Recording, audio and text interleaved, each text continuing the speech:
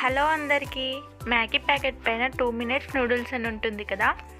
2 మినిట్స్లో Maggi ready అవుతుందా అని నేను ట్రై చేశాను. ఎలా వచ్చిందో చూసేయండి. ఒక బౌల్ తీసుకొని అందులోకి ఒక గ్లాస్ వాటర్ పోసుకొని వేడి చేసుకోవాలి.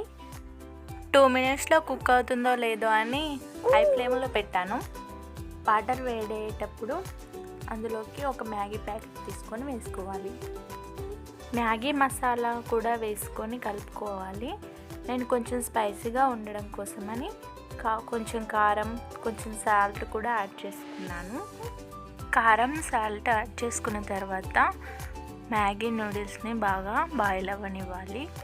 ఇలా ఎక్స్ట్రాగా సాల్ట్ అండ్ కారం యాడ్ చేసుకోవడం వల్ల టేస్టీనెస్ పెరుగుతుంది.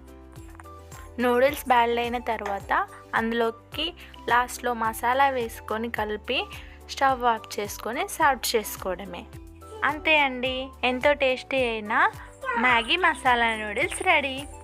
నూడిల్స్ ఇలా చేయడం వల్ల టేస్టీగా ఉండడమే కాకుండా సూప్ కూడా చాలా బాగుంటుంది. మీకు కూడా ఎప్పుడైనా నూడిల్స్ తినాలనిపిస్తే ఇలా నా స్టైల్లో ట్రై చేయండి.